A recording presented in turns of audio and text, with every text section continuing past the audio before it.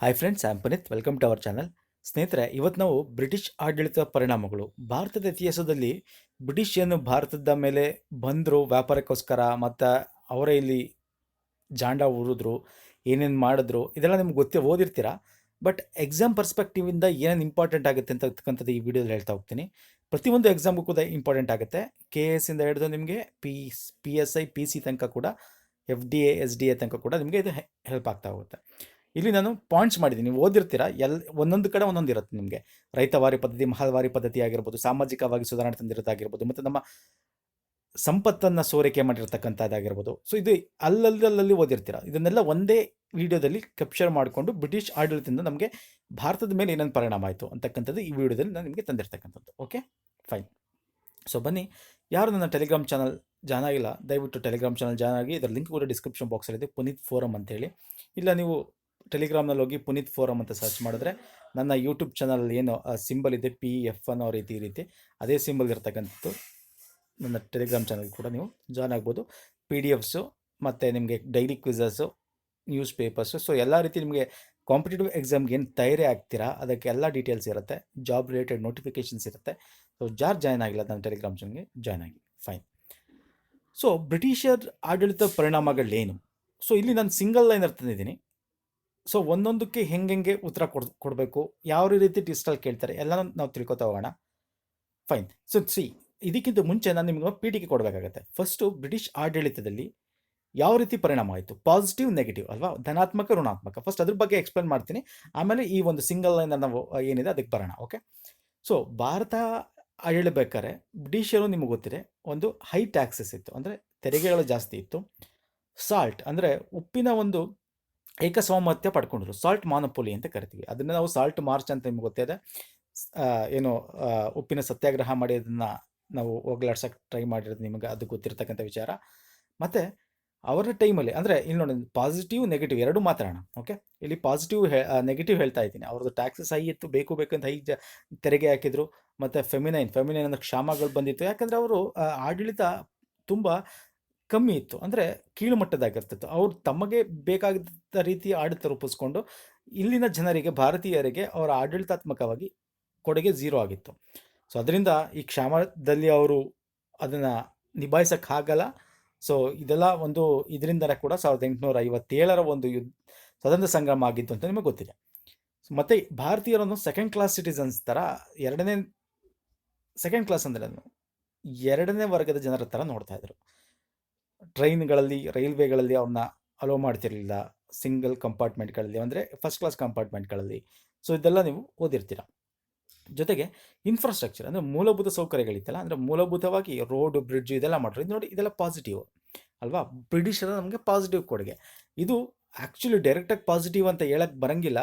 ಅಂದರೆ ಈ ಒಂದು ಕೊಡುಗೆಗಳು ಏನು ಮಾಡಿದ್ರು, ಅವರು ಈ ಭಾರತವನ್ನು ಪರ್ಮನೆಂಟಾಗಿ ಆಳ್ತೀವಿ ಅಂತೇಳಿ ಅವರ ಒಂದು ಅನುಕೂಲಕ್ಕೋಸ್ಕರ ಮಾಡ್ಕೊಂಡಿರ್ತಕ್ಕಂಥದ್ದು. ಬಟ್ ಅವರು ಭಾರತ ಬಿಟ್ಟು ಹೋದ್ಮೇಲೆ ಅದರಿಂದ ನಮಗೆ ಉಪಯೋಗಗಳಾಗಿದ್ದು ಕೂಡ ಇವೆ. ಅದೇ ರೀತಿ ನಮ್ಮ ಹಿಂದೂಯಿಸಮ್ ಅಂತಂದರೆ ಹಿಂದೂಗಳಲ್ಲಿ ಇರ್ತಕ್ಕಂಥ ಒಂದು ಹಳೆ ಕಟ್ಟುಪಾಡುಗಳೇನಿತ್ತು, ಈಗ ಸ್ತ್ರೀ ಶಿಶು ಹತ್ಯೆ ಆಗಿರ್ಬೋದು ಅಲ್ವಾ, ಮತ್ತು ಸತಿ ಸಹಗಮನ ಪದ್ಧತಿ ಆಗಿರ್ಬೋದು, ಸಾಮಾಜಿಕವಾಗಿ ಸೋಷಿಯಲ್ ರಿಫಾರ್ಮ್ಸ್ ಅಂತ ಕರಿತೀವಿ, ಸಾಮಾಜಿಕ ಸುಧಾರಣೆಗಳಿಗೂ ಕೂಡ ಇವರು ತುಂಬ ಹೆಲ್ಪ್ ಮಾಡಿದ್ದಾರೆ. ಸೊ ಅಂದರೆ ಭಾರತೀಯರ ಒಂದು ರಾಜಕೀಯವಾಗಿ, ಸಾಮಾಜಿಕವಾಗಿ ಮುಂದೆ ಬರೋಕ್ಕೂ ಕೂಡ ಹೆಲ್ಪ್ ಮಾಡಿದ್ದಾರೆ. ಅದೇ ರೀತಿ ಆರ್ಥಿಕವಾಗಿ ಹಿಂದೆ ತಳ್ಳಕ್ಕೂ ಕೂಡ ಇವರೇ ಕಾರಣ ಆಗಿದ್ದಾರೆ. ಭಾರತೀಯರು ಬ್ರಿಟಿಷ್ ಬರೋಕ್ಕಿಂತ ಮುಂಚೆ ಎಷ್ಟು ಸಮೃದ್ಧವಾದ ರಾಷ್ಟ್ರ ಆಗಿತ್ತು, ಅವ್ರ ಹಿಂದೆಗೂ ಕೂಡ ಇವರು ಕಾರಣ ಆಗಿದ್ದಾರೆ. ಸೊ ಇದ್ರ ಬಗ್ಗೆ ನಾನು ಒಂದೇ ಲೈನಲ್ಲಿ ಹೇಳೋದಾದರೆ, ಇಲ್ಲಿ ನೋಡಿ, ಅವರ ಒಂದು ರೂಲಿಂಗಲ್ಲಿ ಅವರ ಆಡಳಿತ. ಈಗ ಫಸ್ಟ್ ನಾನು ನಿಮ್ಗೆ ಏನು ಮಾಡ್ತೀನಿ ಗೊತ್ತಾ, ಈ ಒಂದು ಇದ್ರ ಮ್ಯಾಪಲ್ ಮುಖಾಂತರ ಅದು ನೆಗೆಟಿವ್ ಪಾಯಿಂಟ್ ತಿಳ್ಕೊಳ್ಳೋಣ. ಆಮೇಲೆ ಇವು ಸಿಂಗಲ್ ಲೈನರಲ್ಲಿ ನಾವು ಕನ್ನಡದಲ್ಲಿ ಅವರ ಒಂದು ಆಡಳಿತ ಹೆಂಗಿತ್ತು, ಅವರಿಂದ ಏನೇನು ಸುಧಾರಣೆ ಆಯಿತು, ಎಕ್ಸಾಮ್ಗೆ ಏನೇನು ಇಂಪಾರ್ಟೆಂಟ್, ಆ ಪಾಯಿಂಟ್ಸ್ನ ತಿಳ್ಕೊತಾ ಹೋಗೋಣ. ಅವರು ಒಂದು ಫಾರಿನ್ ಟ್ರೇಡ್ ಅಂದರೆ ವಿದೇಶಿ ವ್ಯಾಪಾರದಲ್ಲಿ ನೆಗೆಟಿವ್ ಪಾಯಿಂಟ್ಸ್ ಹೇಳ್ತಾ ಹೋಗ್ತಾ ಇದ್ದೀನಿ. ವಿದೇಶಿ ವ್ಯಾಪಾರದಲ್ಲಿ ಹೆಚ್ಚು ಮಾನೋಪೊಲಿ ಹೊಂದಿದ್ರು, ಅಂದರೆ ಏಕಸ್ವಾಮ್ಯತೆ ಹೊಂದಿದ್ರು. ಅಂದರೆ ಎಕ್ಸ್ಪೋರ್ಟ್ ಮಾಡೋಕ್ಕೆ, ಅಂದರೆ ಆಮದು ರಫ್ತು ಮಾಡೋದನ್ನ ಅವರೇ ಅಡಿಲಿತ್ತು. ಬೇರೆ ಯಾರೋ ಆಮದು ರಫ್ತು ಮಾಡೋ ರೀತಿ ಇರಲಿಲ್ಲ. ಭಾರತೀಯಲ್ಲಿ ಬ್ರಿಟಿಷರೇ ಆಮದು ರಫ್ತು ಮಾಡಬೇಕಾಯ್ತು. ಇವನ್ ಅವ್ರು ಪೋರ್ಚುಗೀಸರಿಗೆ ಗೋವಾ ಒಂದು ಬಿಟ್ಟು ಬೇರೆ ಎಲ್ಲೂ ಕೂಡ ಅವ್ರು ಮಾಡೋಕ್ಕೆ ಸಾಧ್ಯ ಆಗ್ತಿರಲಿಲ್ಲ.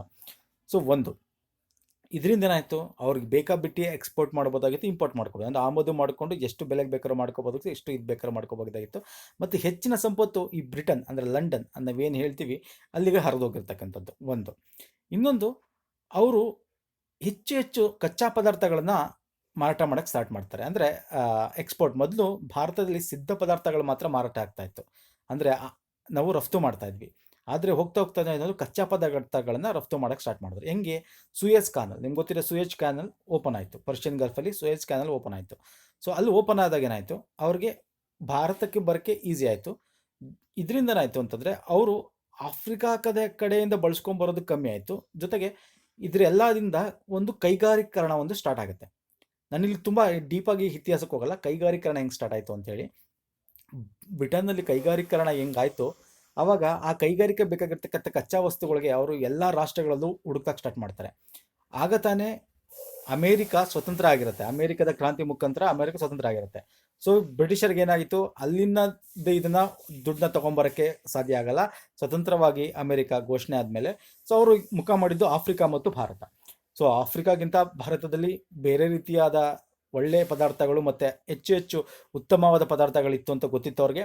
ಅದರಿಂದ ಇಲ್ಲಿ ಬಂದು ವ್ಯಾಪಾರ ಸ್ಟಾರ್ಟ್ ಮಾಡ್ತಾರೆ. ಜೊತೆಗೆ ಇಲ್ಲಿ ಕಚ್ಚಾ ವಸ್ತುಗಳು ಅವರ ಕೈಗಾರೀಕರಣಕ್ಕೆ ಬೇಕಾಗಿರ್ತಕ್ಕಂಥ ಕಚ್ಚಾ ವಸ್ತುಗಳನ್ನ ಪೂರೈಕೆಗೆ ಮಾಡ್ತಾರೆ.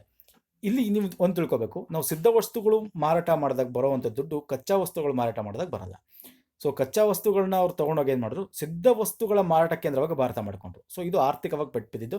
ಅದೇ ದಾದಾಬಾಯಿ ನವರೋಜಿ ಮತ್ತು R.C. ದತ್ ಇವರೆಲ್ಲ ಏನು ಹೇಳ್ತಾರೆ, ಸಂಪತ್ತು ಸೋರಿಕೆ ಅಂತ ಹೇಳ್ತಾರೆ. 1/3 ಅಷ್ಟು ಸಂಪತ್ತು ಸೋರಿಕೆ ಆಯಿತು ಅಂತ ದಾದಾಬಾಯಿ ನವರೋಜಿ ಹೇಳ್ತಾರೆ. ಸೊ ಇನ್ನೊಬ್ಬರು 1/2 ಅಂದರೆ ಅರ್ಧದಷ್ಟು ಸಂಪತ್ತು ಸೋರಿಕೆ ಆಯಿತು ಅಂತ ಹೇಳ್ತಾರೆ.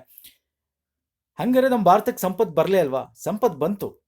ನಾವು ಏನು ಕಚ್ಚಾ ಪದಾರ್ಥಗಳು ವಾಲ್ಯೂಮ್, ಅದ್ರ ಕ್ವಾಂಟಿಟಿ ಏನು ರಫ್ತು ಮಾಡ್ತಾ ಇದ್ವಲ್ಲ, ತುಂಬ ಇತ್ತು. ಅದು ಸಖತ್ತು. ಎಷ್ಟಿತ್ತು ಅಂತಂದರೆ, ಸಿದ್ಧ ವಸ್ತುಗಳು ಆಮದು ಮಾಡ್ಕೊಳ್ಳೋಕ್ಕಿಂತ ಕಚ್ಚಾ ವಸ್ತು ಮಾಡ್ತಿದ್ವಲ್ಲ, ಅದ್ರ ವಾಲ್ಯೂಮ್ ಜಾಸ್ತಿ ಇತ್ತು. ಅದರಿಂದ ಹಣ ಕೂಡ ಬಂತು. ಆದರೆ ಆ ಹಣನ ಬ್ರಿಟಿಷ್ ಏನು ಮಾಡಿದ್ರು, ತಮ್ಮ ಒಂದು ಆಡಳಿತಕ್ಕೋಸ್ಕರ, ಇಲ್ಲೇನು ಭಾರತದಲ್ಲಿ ಆಡಳಿತ ಮಾಡ್ತಿದ್ರು, ಅವ್ರ ಸ್ಯಾಲ್ರಿ ಕೊಡೋದಾಗಲಿ, ಆ ಆಡಳಿತ ಖರ್ಚುಗಳಿಗೆ ಉಪಯೋಗಿಸ್ಕೊಂಡ್ರು. ಮತ್ತು ಇನ್ವಿಸಿಬಲ್ ಐಟಮ್ಸ್ ಅಂತ, ಅಂದರೆ ಗೊತ್ತಿಲ್ಲದಿರ್ತಕ್ಕಂಥ ಐಟಮ್ಸು ಒಂದು. ಮತ್ತು ಇನ್ನೊಂದು, ಅವರು ಭಾರತದಲ್ಲಿ ಯುದ್ಧಗಳು ಮತ್ತು ಬೇರೆ ದೇಶದ ಅಕ್ಕಪಕ್ಕ ದೇಶಗಳ ಯುದ್ಧಗಳಿಗೋಸ್ಕರ ನಮ್ಮ ದುಡ್ಡನ್ನ ಉಪಯೋಗಿಸ್ಕೊಂಡ್ರು. ಜೊತೆಗೆ ಇಲ್ಲಿ ಇನ್ನೊಂದು ಮುಖ್ಯವಾಗಿ ನೋಡಬೇಕು ಅಂತಂದರೆ, ಈ ಆಮದು ರಫ್ತು ಇದರಲ್ಲಿ ನಾವೇನು ಆಮದು ಮಾಡ್ತಿದ್ವಲ್ಲ ಅದು ಜಾಸ್ತಿ ಇತ್ತು. ದುಡ್ಡು ಭಾರತಕ್ಕೆ ರಫ್ತುಗಿಂತ ಆಮದಿಂದನೂ ಕೂಡ ಜಾಸ್ತಿ ಬರ್ತಿತ್ತು ಆ ಟೈಮಲ್ಲಿ. ಕಚ್ಚಾ ಪದಾರ್ಥಗಳವರು ಎಕ್ಸ್ಪೋರ್ಟ್ ಮಾಡಿದ್ರು ಕೂಡ, ಅಂದರೆ ರಫ್ತು ಮಾಡಿದ್ರು ಕೂಡ. ಆದರೆ ಅದನ್ನು ಅವರು ಯುದ್ಧಗಳಿಗೆ ಬಳಸ್ಕೊಂಡ್ರು, ಅಡ್ಮಿನಿಸ್ಟ್ರೇಟಿವ್ ಖರ್ಚುಗಳಿಗೆ ಬಳಸ್ಕೊಂಡ್ರು.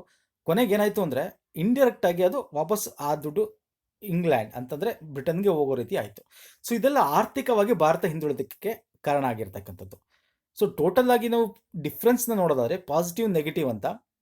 ವೆಸ್ಟರ್ನ್ ಎಜುಕೇಷನ್ ನೋಡಿ, ಪಾಸಿಟಿವ್ ಏನು ಬಂತು, ನಮಗೆ ಶೈಕ್ಷಣಿಕವಾಗಿ ಹೆಲ್ಪ್ ಆಯಿತು ಅಲ್ವಾ. 1 ಲಕ್ಷ ದುಡ್ಡು ಇಡ್ತಾರೆ. ಯಾವ ಆ್ಯಕ್ಟು? 1813ನೇ ಆ್ಯಕ್ಟ್ನ ಪ್ರಕಾರ ಅಲ್ವಾ, 1 ಲಕ್ಷ ದುಡ್ಡು ಇಡ್ತಾರೆ. ಮತ್ತು ಸೋಷಿಯಲ್ ರಿಫಾರ್ಮ್ಸ್ ಆಯಿತು, ಸಾಮಾಜಿಕ ಸುಧಾರಣೆಗಳು. ಟೆಕ್ನಾಲಜಿ ಬಂತು, ರೈಲ್ವೆ ಟೆಲಿಗ್ರಾಫ್ ಲೈನ್ಸ್ಗಳು ಬಂದವು, ರೋಡು ಅದೆಲ್ಲ ಬಿಲ್ಡ್ ಮಾಡಿದ್ರು. ಮತ್ತು ಭಾರತನ ಗ್ಲೋಬಲ್ ಮಾರ್ಕೆಟಿಂಗ್ ರೀತಿ ಅವರು ಒಂದು ಪ್ರೊಜೆಕ್ಟ್ ಮಾಡಿದ್ರು, ಯಾಕಂದರೆ ಅವ್ರು ಆಡಳಿತ ನಡೆಸ್ತಿದ್ದರಿಂದ. ಅದರಿಂದ ಅದೇ ರೀತಿ ನೆಗೆಟಿವ್ ಇಂಪ್ಯಾಕ್ಟ್ಸು ನಾವು ಇವಾಗ ಡಿಸ್ಕಸ್ ಮಾಡಿದ್ದೀವಿ. ಹಾಗಾದರೆ ಈಗ ನಿಮಗೂ ನೆಗೆಟಿವ್ ಇಂಪ್ಯಾಕ್ಟ್ಸನ್ನ ನಾವು ಡಿಸ್ಕಸ್ ಮಾಡಿದ್ವಿ, ಅದರಿಂದ ಏನೇನಾಯಿತು, ಯಾರು ಏನೇನು ಹೇಳಿದ್ರು ಅಂತ. ಅದೇ ರೀತಿ ಪಾಸಿಟಿವ್ ಇಂಪ್ಯಾಕ್ಟ್ಸು ಮತ್ತು ಅವ್ರ ಸುಧಾರಣೆಗಳು, ಇದು ಎಕ್ಸಾಮಲ್ಲಿ ಜಾಸ್ತಿ ಕೇಳ್ತಾ ಇರ್ತಾರೆ. ಸೊ ಅದ್ರ ಬಗ್ಗೆ ನಾವು ಡೀಟೇಲಾಗಿ ಒನ್ಲೈನರ್ಸ್ ಮುಖಾಂತರ ನೋಡ್ತಾ ಹೋಗೋಣ. ಇದನ್ನು ಡೀಟೇಲಾಗಿ ಅನಾಲಿಸಿಸ್ ಮಾಡಬೇಕಂದ್ರೆ ಸ್ನೇಹಿತರೆ ತುಂಬ ಟೈಮ್ ಬೇಕು. ಬಟ್ ಎಕ್ಸಾಮ್ ಪರ್ಸ್ಪೆಕ್ಟಿವಿಂದ ಲಿಮಿಟೆಡ್ ಟೈಮಲ್ಲಿ ನಾನು ನಿಮ್ಗೆ ಕಂಪ್ಲೀಟ್ ಇನ್ಫಾರ್ಮೇಷನ್ ಕೊಡೋಕ್ಕೆ ಟ್ರೈ ಮಾಡ್ತಾ ಇದ್ದೀನಿ. ಸೊ ಬ್ರಿಟಿಷ್ ಆಡಳಿತ ಪರಿಣಾಮಗಳಲ್ಲಿ ಭಾರತ ಬ್ರಿಟಿಷ್ ಆಳ್ವಿಕೆಯ ಪ್ರಮುಖ ಆಡಳಿತ ಪರಿಣಾಮ ಅಂದರೆ ಏಕರೂಪದ ಒಂದು ಆಡಳಿತ ಜಾರಿ ಮಾಡಿದ್ದು. ಸೊ ನಮಗೆ ಹೆಂಗೆ ನಮ್ಮ ಭಾರತ ದೇಶ ಒಡೆದೋಗಿತ್ತು ಇನ್ ದ ಸೆನ್ಸ್, ಪ್ರತಿಯೊಂದು ಪ್ರಾಂತ್ಯಗಳು ಒಬ್ಬ ರಾಜ ಆಳ್ತಿದ್ದ, ಒಂದೊಂದು ರೀತಿಯಾದಿರತಕ್ಕಂಥ ರೂಲ್ಸ್ಗಳಿದ್ವು. ಆದರೆ ಇವ್ರು ಬಂದಮೇಲೆ ಏಕರೂಪ ಆಡಳಿತ ಬಂದಿರತಕ್ಕಂಥದ್ದು ಅಲ್ವಾ. ಫೈನ್. ಭಾರತದಲ್ಲಿ ಆಂತರಿಕ ಸ್ಥಿರತೆ ತರಲು ನೆರವಾದ ಬ್ರಿಟಿಷರ ಆಡಳಿತ ಕ್ರಮಗಳು ಏನಂದರೆ, ಏಕರೂಪದ ಅಧಿಕಾರಶಾಹಿ ಮತ್ತು ಸಮರ್ಥ ಪೊಲೀಸ್ ಪಡೆಯ ನೇಮಕ. ಪೊಲೀಸ್ ಪಡೆಗಳ ನೇಮಕ ಕೂಡ ಹೆಂಗೆ ಸಿಸ್ಟಮ್ ಹೆಂಗೆ ಕೆಲಸ ಮಾಡಬೇಕು ಅಂತಕ್ಕಂಥ ತೋರಿಸ್ಕೊಟ್ರು. ಮತ್ತು ಇಂಗ್ಲೆಂಡಲ್ಲಾದ ಕೈಗಾರಿಕಾ ನೀತಿ ಆಗಿರ್ಬೋದು, ಲಕ್ಷಾಂತರ ಕಾರ್ಮಿಕರಿಗೆ ಉದ್ಯೋಗ ಇಲ್ಲಿ ಸಿಕ್ಕಿರ್ಬೋದು. ಆದರೆ ಈ ಉದ್ಯೋಗ ಹರಿಸ್ಕೊಂಡು ಹೋಗೋಕ್ಕೆ ಅಂದರೆ ಉದ್ಯೋಗ ರಹಿತ ಆಗಿ ಮಾಡಿದ್ದು ಇವರೇ. ನಿಮ್ಗೆ ಗೊತ್ತಿದೆ, ಕೈಗಾರಿಕಾ ಕ್ರಾಂತಿಗಿಂತ ಮುಂಚೆ ಏನು ಕರಕುಶಲಕರ್ಮಿಗಳಿದ್ರು ಅವ್ರ ಕೆಲಸನ ಹೋಗಂಗೆ ಮಾಡೋದು ಇವರೇ. ಏನಕ್ಕೆ ಹೇಳಿ, ಕೈಗಾರಿಕಾ ಕ್ರಾಂತಿ ತಂದು ಕಮ್ಮಿ ದುಡ್ಡಿಗೆ ಜಾಸ್ತಿ ಜಾಸ್ತಿ ಹೆಚ್ಚು ಪದಾರ್ಥಗಳ ಮಾಡಿದಾಗ ಕಮ್ಮಿ ರೇಟ್ಗೆ ಮಾರಾಟ ಆಗ್ತಿತ್ತು, ಇದು ಜಾಸ್ತಿ ರೇಟ್ ಆಗ್ತಾ ಬಂತು. ಕರಕುಶಲಕರ್ಮಿಗಳ ಕೈ ಕೆಲಸದಿಂದ ಆಗ್ತಕ್ಕಂಥ ವಸ್ತುಗಳಿಗೆ ಹಾಗೇನಾಯಿತು, ಇವರು ನಿರುದ್ಯೋಗರಾದರು, ವ್ಯವಸಾಯ ಕಲಿಸ್ಕೊಂಡು ಹೋದರು. ಇನ್ನು ವ್ಯವಸಾಯದಲ್ಲಿ ಕ್ಷೇತ್ರದಲ್ಲಿ ನಿಮ್ಗೆ ಗೊತ್ತು, ಜಮೀನ್ದಾರಿ ಪದ್ಧತಿ, ರೈತವಾರಿ ಪದ್ಧತಿ, ಈ ಥರದೆಲ್ಲ ಪದ್ಧತಿಗಳು ತಂದು ಅಲ್ಲೂ ಕೂಡ ಇವ್ರಿಗೆ ಲಾಸ್ ಆಯಿತು, ಕ್ಷಾಮ ಬಂತು, ಲಾಸ್ ಆಯಿತು. ಕೊನೆಗೆ ಇವ್ರಿಗೆ ಈ ಕೆಲಸನೂ ಇಲ್ಲದೆ ವ್ಯವಸಾಯದ ವರ್ಗಕ್ಕೆ ಜಾಸ್ತಿ ಬರ್ಡನ್ ಆಗಿ ಏನಾಯಿತು, ಜನಗಳು ಕೊನೆ ಕೈಗಾರೀಕರಣದಲ್ಲಿ ಕೂಲಿ ಕೆಲಸ ಮಾಡುವಂತೆ, ಕೈಗಾರಿಕೆಗಳಿಗೆ ಕಾರ್ಮಿಕರಾಗಿ ಕೆಲಸ ಮಾಡುವಂಥ ಸ್ಥಿತಿ ತಂದಿಟ್ಟರು. ಇದು ಗೊತ್ತಿರೋ ವಿಚಾರ. ಮತ್ತು ರಾಜಪ್ರಭುತ್ವ ಕಾಲದಲ್ಲಿ ಭೂಕಂದಾಯ ನಿಗದಿನ ಹಕ್ಕನ್ನು ರಾಜರು ಹೊಂದಿದ್ರು. ಭೂಕಂದಾಯ ವಸೂಲಿ ಮಾಡುವ, ಹರಾಜು ಹಾಕುವ ವ್ಯವಸ್ಥೆ ಜಾರಿಗೆ ತಂದವರು ಮೊಘಲರು. ಫಸ್ಟ್ ತಂದಿದ್ದು ಮೊಘಲರು. ಇದೆಲ್ಲ ಇಂಪಾರ್ಟೆಂಟ್ ಆಗುತ್ತೆ ಸ್ನೇಹಿತರೆ, ಎಕ್ಸಾಮಲ್ಲಿ ಕೇಳಿದ್ದಾರೆ ಕೂಡ. ಬಂಗಾಳದಲ್ಲಿ ಕಾಯಂ ಗುತ್ತಾ ಪದ್ಧತಿ ತಂದಿದ್ದು ಯಾರು ಅಂದರೆ ಲಾರ್ಡ್ ಕಾರ್ನ್ವಾಲಿಸ್. ವೆರಿ ಇಂಪಾರ್ಟೆಂಟ್ ಇದು ಕೂಡ. ಸೊ ಇಲ್ಲಿ ವರ್ಷಗಳಿದ್ದಿಲ್ಲ ಸ್ನೇಹಿತರೆ, ಇದು ಈ ಇಸ್ವಿ ಇದು ನೋಡಿ, ಬಂಗಾಳದಲ್ಲಿ ಕಾಯಂ ಗುತ್ತಾ ಪದ್ಧತಿ ಜಾರಿಗೆ ಬಂದ ವರ್ಷ ಇದು. ಜಸ್ಟ್ ರೆಫರೆನ್ಸ್ ತಿಳ್ಕೊಬೋದು ಅಷ್ಟೇ ನೀವು. ಯಾವಾಗ ಬಂತು, ಅರೌಂಡ್ 18ನೇ ಶತಮಾನ, 1793ರಲ್ಲಿ ಅಂತ ತಿಳ್ಕೊಳ್ಳಿ. ಕಾಯಂ ಗುತ್ತಾ ಪದ್ಧತಿ ಭಾರತದ ಬಂಗಾಳ, ಬಿಹಾರ, ಉತ್ತರ ಪ್ರದೇಶದಲ್ಲಿ ಜಾರಿಗೆ ಇತ್ತು. ಕಾಯಂ ಜಮೀನ್ದಾರಿ ಪದ್ಧತಿ, ಗುತ್ತಾ ಪದ್ಧತಿ ಅಂದರೆ ಗೊತ್ತಲ್ಲ, ಗುತ್ತಾ ಅಂತ ಹೆಸರು ಹೇಳುತ್ತೆ ನೋಡಿ, ಗುತ್ತಿಗೆ ಕೊಡ್ತಾ ಇದ್ದಿದ್ದು ಕಾಯಂ ಆಗಿ ಒಬ್ಬರು, ಅದು ಬಂದಿದ್ದು ಫಸ್ಟ್. ಆಮೇಲೆ ಕಾಯಂ ಜಮೀನ್ದಾರಿ ಪದ್ಧತಿ ಬಂದಿದ್ದು. ಇಲ್ಲಿ ಪ್ರಕಾರ ಭೂ ಒಡೆತನವನ್ನು ಪಡೆದವರು ಜಮೀನ್ದಾರರು, ಗೊತ್ತಲ್ವಾ? ಜಮೀನ್ದಾರರು ಪಡ್ತಾರೆ, ಅವರು ರೈತರಿಗೆ ಕೊಡ್ತಾರೆ, ಯಾರು ಕರೆಕ್ಟಾಗಿ ಕೊಡ್ತಿರ್ತಾರೆ ಅವರು ಕೊಡ್ತಾರೆ, ಆಮೇಲೆ ಅವ್ರನ್ನ ಕಿತ್ತು ಇನ್ನೊಬ್ಬರು ಕೊಡೋದು, ಈ ರೀತಿ ಮಾಡ್ತಾ ಹೋಗ್ತಕ್ಕಂಥದ್ದು. ಕಾಯಂ ಜಮೀನ್ದಾರಿ ಪದ್ಧತಿಯ ಕಂದಾಯವನ್ನು ನಿಗದಿಪಡಿಸಿದ ಅವಧಿ 10 ವರ್ಷದವರೆಗೆ ಕಾಯಂ ಆಗಿ ಮಾಡಬಹುದಾಗಿತ್ತು. ಕಾಯಂ ಜಮೀನ್ದಾರಿ ಪದ್ಧತಿಯಲ್ಲಿ ಇದ್ದ ಕಂದಾಯದ ಸಂಗ್ರಹಣದ ಪ್ರಮಾಣ ಉತ್ಪನ್ನ ಎಷ್ಟು ಅಂದರೆ 1/3 ಭಾಗ. 1/3 ಭಾಗ ನೋಡಿ. ಇದೆಲ್ಲ ಏನಕ್ಕೆ ಆಡಳಿತದ ಪರಿಣಾಮ ಅಂದರೆ, ಅವರು ಸಾಮಾಜಿಕವಾಗಿ ಇದೆಲ್ಲ ಏನು ರೈತರ ಒಂದು ಕಂದಾಯ ಸಿಸ್ಟಮ್ ಆಗಿರ್ಬೋದು, ಸಾಮಾಜಿಕ ಬದಲಾವಣೆಗಳು ಇಲ್ಲಿ ನೀವು ನೋಡ್ತಾ ಹೋಗ್ತಾ ಇದ್ದೀರಾ. ಅದು ನೆಗೆಟಿವ್ ಆಗಿರ್ಬೋದು, ಪಾಸಿಟಿವ್ ಆಗಿರ್ಬೋದು ಅಲ್ವಾ?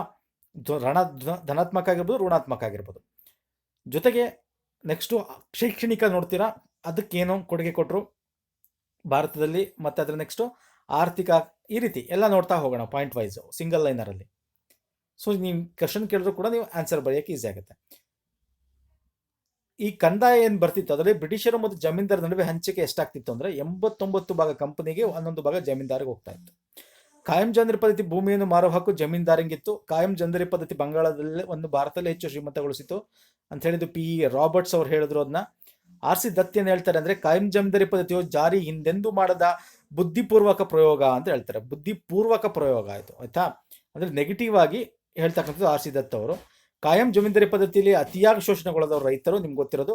ರೈತವಾರಿ ಪದ್ಧತಿ ನೋಡಿ, ರೈತವಾರಿ ಪದ್ಧತಿ, ಜಮೀನ್ದಾರಿಗೆ ಕೊಟ್ಬಿಡ್ತಾ ಇದ್ರು ಒಂದಷ್ಟು ಹರಾಜಿನ ಮುಖಾಂತರ. ಯಾರು ಜಾಸ್ತಿ ದುಡ್ಡು ಕೊಡ್ತಾರೆ ಅವ್ರಿಗೆ, ಜಮೀನ್ದಾರ್ಗೆ, ಯಾರು ಬ್ರಿಟಿಷರು, ಅವ್ರು ಏನು ಮಾಡ್ತಾ ಇದ್ರು, ಅದನ್ನ ರೈತರಿಗೆ ಹಂಚ್ತಾ ಇದ್ರು. ಯಾರು ಅವರಿಂದ ಕಂದಾಯನ ವಸೂಲಿ ಮಾಡ್ತಾ ಇದ್ರು. ಮತ್ತೆ ಅಲ್ಲಿ ಉತ್ಪತ್ತಿ ಆಗ್ತಕ್ಕಂಥ ಇದ್ರ ಮೇಲೆ ಅಲ್ಲಿ ಭೂಮಿಯ ಫಲವತ್ತತೆಗೆ ಅವ್ರು ಹೆಚ್ಚು ಒತ್ತು ಕೊಡ್ತಿರಲಿಲ್ಲ. ಇದರಿಂದ ಏನಾಯ್ತು, ಭೂಮಿಯ ಫಲವತ್ತತೆ ಕೂಡ ಕ್ಷೀಣಿಸ್ತಾ ಹೋಯ್ತು, ರೈತನು ಕೂಡ ಬಡವನ ಆಗ್ತಾನೆ ಹೋಗ್ತಾನೆ. ರೈತವಾರಿ ಪದ್ಧತಿ ಥಾಮಸ್ ಮೊನ್ರೋ ತಂದಿರತಕ್ಕಂಥದ್ದು. ಇವನ್ ಲಾಸ್ಟ್ ಇಯರ್ ಇದು FDA ಎಕ್ಸಾಮಲ್ಲಿ ಕೂಡ ಕೇಳಿದ್ದ.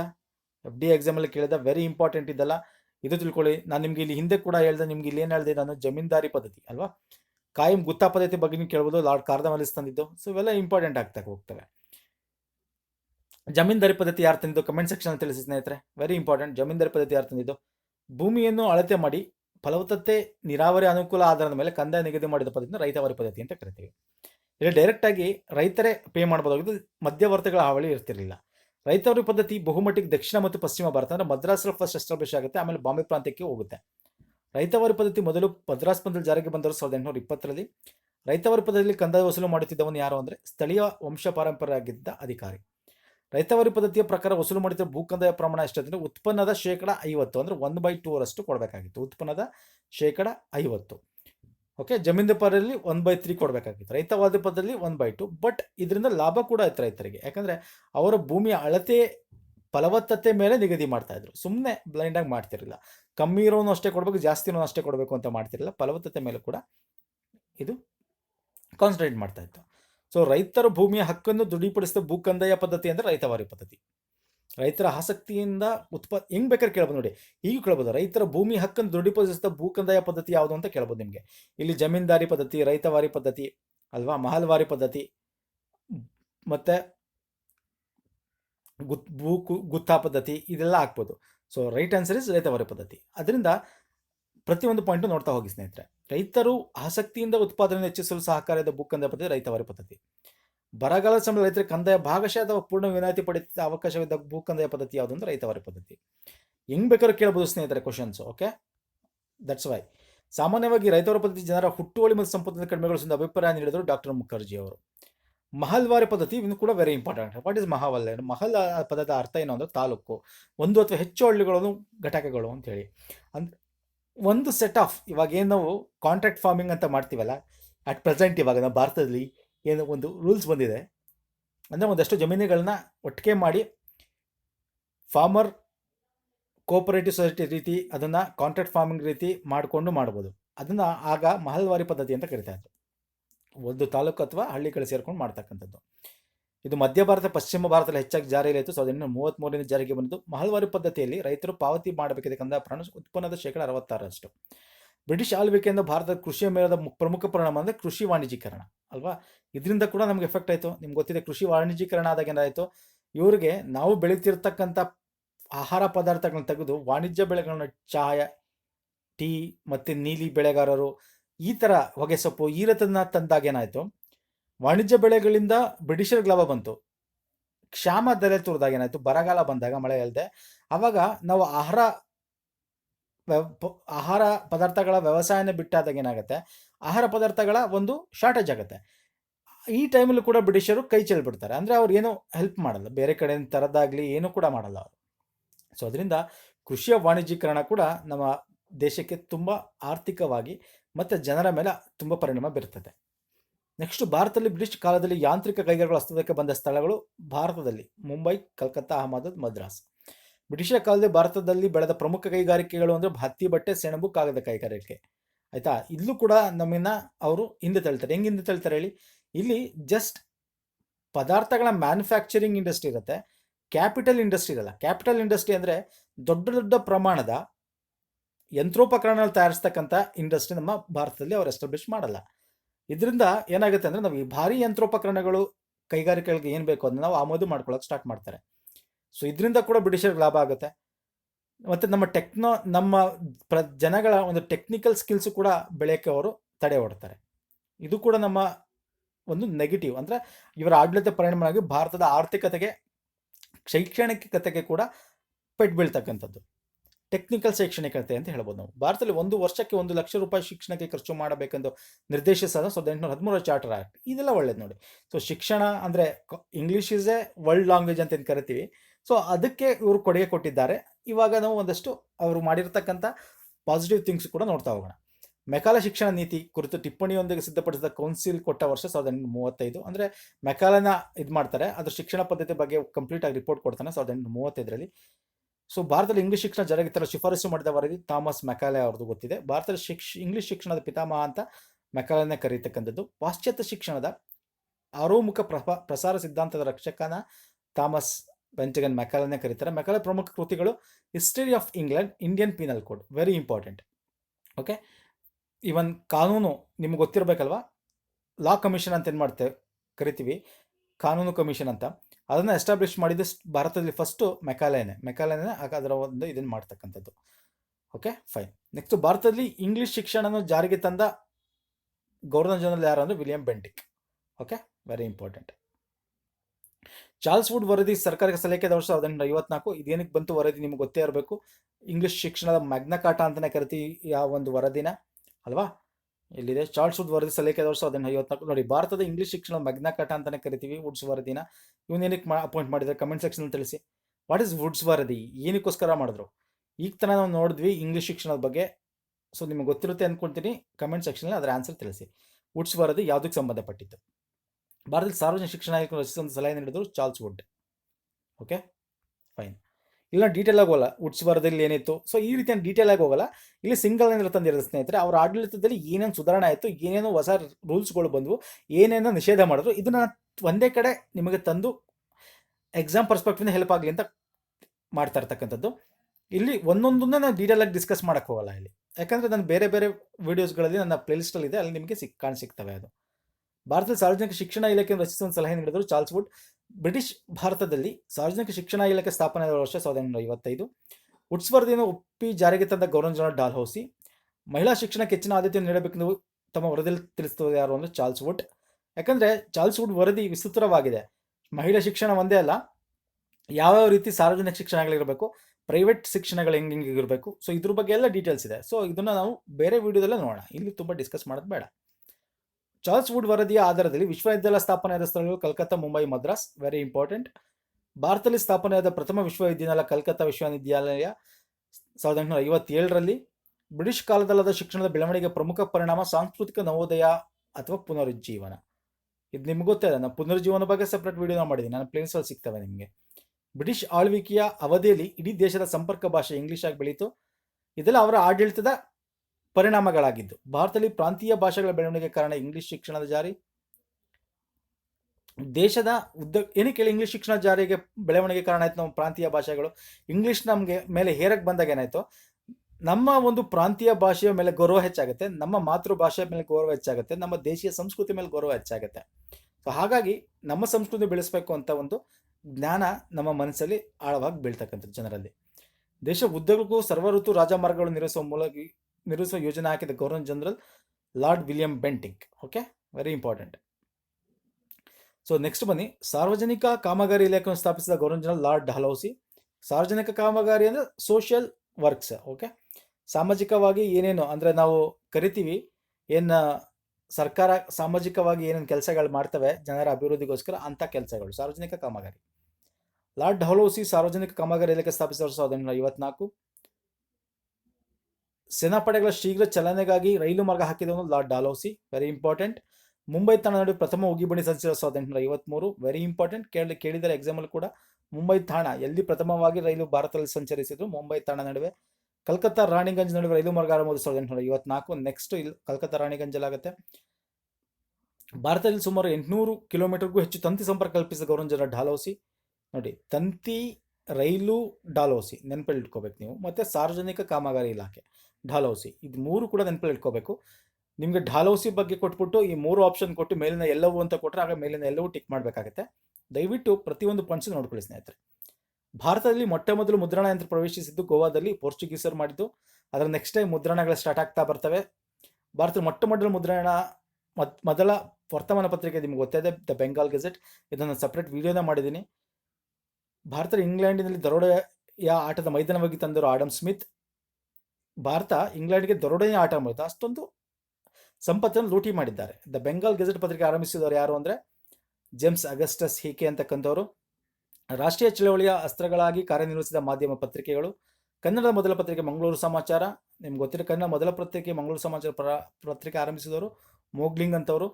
ಸಂಪತ್ತಿನ ಸೋರಿಕೆ ಸಿದ್ಧಾಂತ ಪ್ರತಿಪಾದಿಸಿದವರು ದಾದಾಬಾಯಿ ನವರೋಜಿ. ಇದು ವೆರಿ ಇಂಪಾರ್ಟೆಂಟ್. ಇದು ಅದು ಎಷ್ಟು ಸೋರಿಕೆ ಆಗಿತ್ತು ಸಂಪತ್ತು ಅಂತ ಅವ್ರು ಹೇಳಿದ್ರೆ 1/4 ಅಂತ ಹೇಳ್ತಾರೆ. ಆದರೆ R.C. ದತ್ ಅವರು ಸಂಪತ್ತಿನ ಸೋರಿಕೆ ಪ್ರಮಾಣ 1/2 ಅಂದರೆ ಅರ್ಧದಷ್ಟು ಅಂತ ಹೇಳ್ತಾರೆ. ಇವರು ಕಾಲ್ ಭಾಗದಷ್ಟು ಸಂಪತ್ತು ಸೋರಿಕೆ ಆಗಿದೆ ಅಂತಲೂ ಅರ್ಧದಷ್ಟು ಆಗಿದೆ ಅಂತ ಹೇಳ್ತಾರೆ. ಇವರು 33% ಪಾಯಿಂಟ್ ಸಮಥಿಂಗ್ ಅಂದರೆ 1/3 ಅಂದರೆ 1/3 ಸಂಪತ್ತು ಸೋರಿಕೆ ಅಂತ ರಾನಡೆ ಅವರು ಹೇಳ್ತಾರೆ. ಭಾರತೀಯ ರಕ್ತವನ್ನು ಕೈಗಾರಿಕಾ ಸಂಪತ್ತಿನ ರೂಪದಲ್ಲಿ ಹೀರಿದವರೇ ವಿನಃ ಅವರ ಪೋಷಣೆಗೆ ಏನೂ ಮಾಡಲಿಲ್ಲ ಅಂತ ಹೇಳಿದವರು ಯಾರು ಅಂದರೆ J.S. ಮಿಲ್ ಅವರು. ಅಂದರೆ ಈ ಘೋಷಣೆಗಳನ್ನ ಡೈರೆಕ್ಟಾಗಿ ಕ್ವಶನ್ ಕೂಡ ಕೇಳ್ತಾರೆ ಸ್ನೇಹಿತರೆ, ನೆನಪಿಟ್ಕೋಬೇಕು. ಸ್ತ್ರೀ ಶಿಶು ಹತ್ಯೆ ನಿಷೇಧಾಜ್ಞೆ ಜಾರಿಗೆ ತಂದ governor general sir John sure.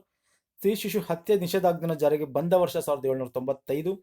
ಸತಿ ಪದ್ಧತಿ ನಿಷೇಧ ಕಾನೂನು ಜಾರಿಗೆ ತಂದ ಜನರಲ್ ಲಾರ್ಡ್ ವಿಲಿಯಂ ಬೆಂಟಿಕ್. ನಾನು ನಿಮಗೆ ಕೇಳಿದ್ದೆ. ಲಾರ್ಡ್ ಸತಿ ಪದ್ಧತಿ ನಿಷೇಧ ಕಾಯ್ದೆ ಜಾರಿಗೆ ಬಂದ 1829. ಗುಲಾಮ ಅಥವಾ ದಾಸ್ಯ ಪದ್ಧತಿಯನ್ನು ಕಾನೂನು ಬಾಹಿರ ಎಂದು ಘೋಷಿಸಿದ 1843 ಕಾಯ್ದೆ.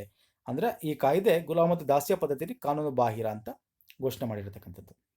ನೋಡಿ, ಇದೆಲ್ಲ ಸಾಮಾಜಿಕವಾಗಿ, ಶೈಕ್ಷಣಿಕವಾಗಿ ಅಲ್ವಾ, ನಮ್ಮ ಒಂದು ಭಾರತದಕ್ಕೆ ಬ್ರಿಟಿಷ್ ಆಡಳಿತದ ಟೈಮಲ್ಲಿ ಆಗಿರ್ತಕ್ಕಂಥ ಉಪಯೋಗ.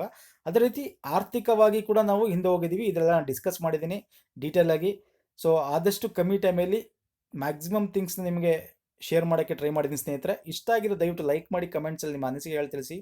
ಕೇಳಿದ ಪ್ರಶ್ನೆಗೆ ದಯವಿಟ್ಟು ಕಮೆಂಟ್ ಸೆಕ್ಷನಲ್ಲಿ ಆನ್ಸರ್ ಮಾಡ್ತಾ ಹೋಗಿ ಸ್ನೇಹಿತರೆ. ಇದೇ ರೀತಿ ನಾನು ನೆಕ್ಸ್ಟ್ ವಿಡಿಯೋದಲ್ಲಿ ಪುನಃ ಯೂನಿಕ್ ಆಗಿರ್ತಕ್ಕಂಥ ವಿಷಯ ತಗೊಂಡು ಬರ್ತೀನಿ. ನೆಕ್ಸ್ಟ್ ವಿಡಿಯೋ ಸಿಗ್ತೀನಿ. ಧನ್ಯವಾದಗಳು.